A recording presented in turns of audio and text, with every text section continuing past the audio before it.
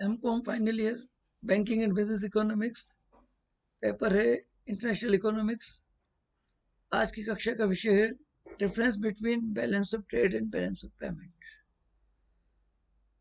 अंतर्राष्ट्रीय अर्थशास्त्र विषय में आज का टॉपिक है भुगतान संतुलन एवं व्यापार संतुलन में अंतर क्या है।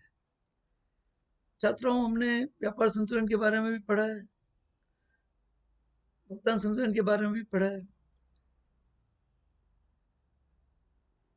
देश का किसी समय अवधि में शेष विश्व के साथ दृश्य वस्तुओं का जो व्यापार का जो अंतर होता है उसे हम व्यापार संतुलन कहते हैं।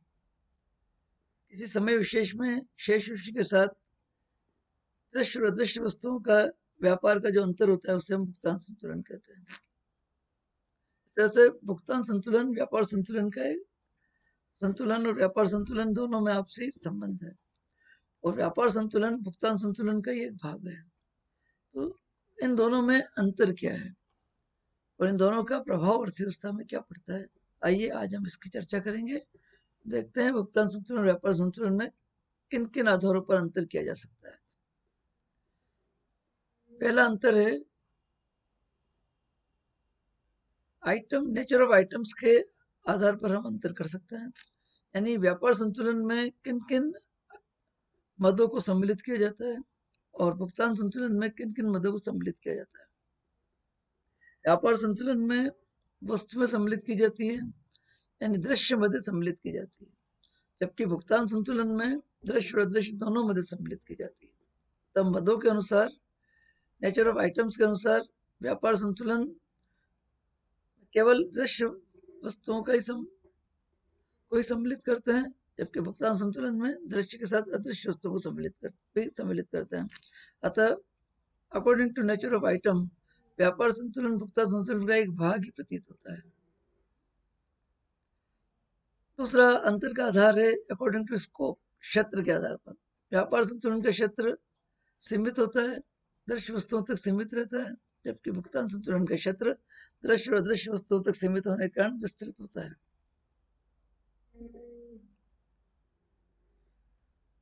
जहाँ तक अवधारणा की बात है, कंप्रेहेंसिवनेस की बात है, व्यापार संतुलन कम कंप्रेहेंसिव है according to balance of payment.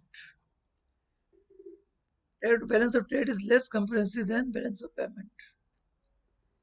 यानी व्यापार संतुलन का विस्तार कम है, उसकी सीमाएं सीमितता ज्यादा है, जबकि भुगतान संतुलन उससे अधिक कई गुना अधिक विस्तृत अवधारणा है।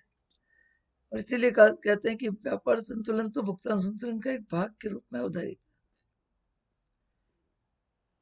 यहाँ तक सवाल इक्विलिब्रियम कॉन्सेप्ट का है, साम्यता की बात है। व्यापार संतुलन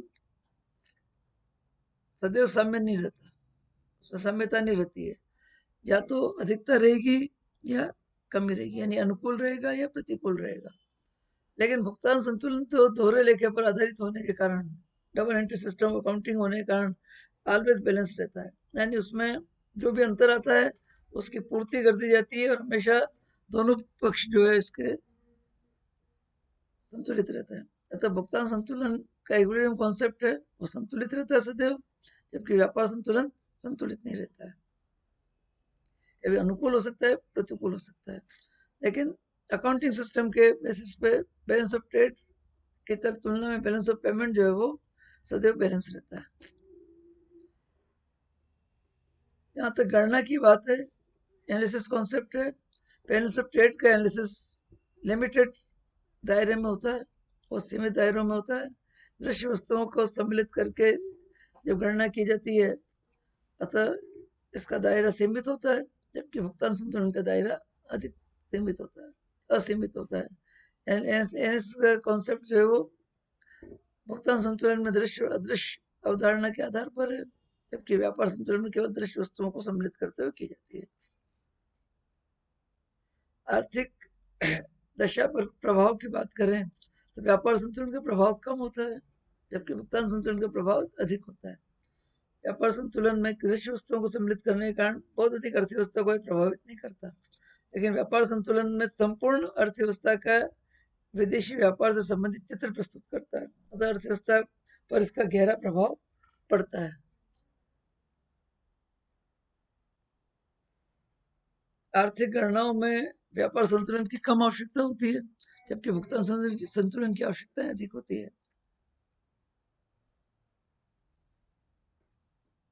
भुगतान संतुलन अर्थव्यवस्था के सही चित्र प्रस्तुत करता है, जबकि व्यापार संतुलन के लिए जरूरी नहीं है कि अर्थव्यवस्था का सही चित्र प्रस्तुत करे। यानी व्यापार संतुलन से इकोनॉमी की गणना की जांच नहीं हो सकती है, उसका ज्ञान नहीं हो सकता, अर्थव्यवस्था की स्थिति का ज्ञान नहीं हो सकता, जबकि भुगतान संतुलन से अर्थव्यवस्था की स्थिति का पूर्ण ज्ञान हो सकता है।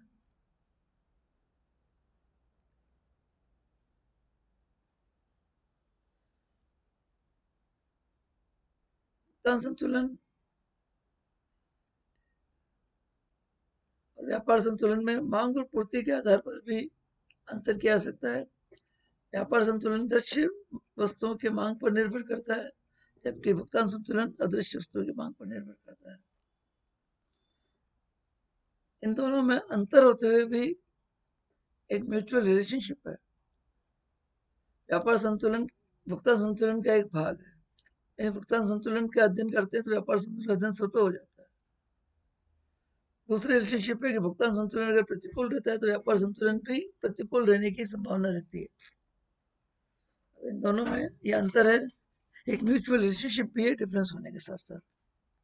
जहाँ तक गणना का सवाल है, व्यापार संतुलन की गणना का उपयोग कम होता है, जबकि भुगतान संतुलन की गणना का उपयोग अत्यधिक होता है।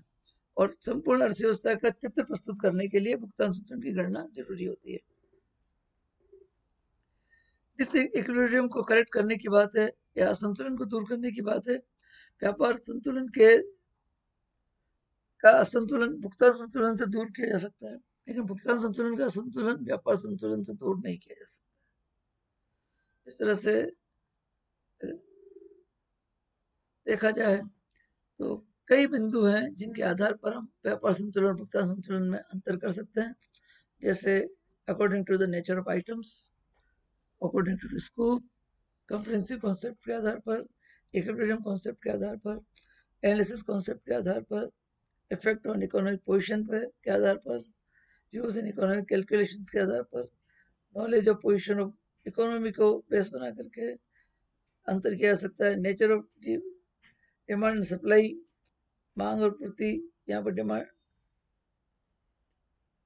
डिमांड की स्पेलिंग थोड़ी स्क्रीन में गलत है, छात्र हैं उसको इग्नोर करें। म्यूचुअल रिलेशनशिप से के आधार पर भी अंतर कर सकते हैं कि भुगतान संतुलन का एक भाग व्यापार संतुलन है, जबकि व्यापार संतुलन का भाग भुगतान संतुलन नहीं हो सकता। जहाँ तक गणना का सवाल है, गणना व्यापार संतुलन की गणनाएं कम होती है, जबकि भुगतान संतुलन की गणनाएं अधिक होती है, क्योंकि देश की अर्थव्यवस्था का सही चित्र प्रस्तुत करता है। डिसइक्विलिब्रियम करेक्ट करने के लिए व्यापार संतुलन का डिसइक्विलिब्रियम या असंतुलन व्यापार संतुलन से भुगतान संतुलन से करेक्ट हो सकता है, लेकिन भुगतान संतुलन का डिसइक्विलिब्रियम व्यापार संतुलन से करेक्ट नहीं हो सकता। इस प्रकार भुगतान संतुलन और व्यापार संतुलन में व्यापक और गहरा अंतर है। भुगतान संतुलन का एक भागी व्यापार संतुलन है। जब दृश्य वस्तुओं का ही व्यापार हो रहा है, दुकानदार जो व्यक्ति दृश्य वस्तुओं का व्यापार कर रहा है, तो वो व्यापार संतुलन के अंतर्गत आएगा। और जहाँ दृश्य अदृश्य दोनों वस्तुओं का संतुलन होता है, सेवाओं का भी संचालन हो रहा है, तो उसे हम भुगतान संतुलन की श्रेणी में लेंगे। भुगतान संतुलन एक विस्तृत शब्द है, विस्तार पूर्वक इसकी आगे और भी कक्षाओं में चर्चा करेंगे। वर्तमान में दोनों में काफी अंतर है, लेकिन दोनों एक दूसरे के पूरक भी हैं, और भुगतान संतुलन का एक भाग व्यापार संतुलन है। यह था आज की कक्षा का विषय। Thank you very much.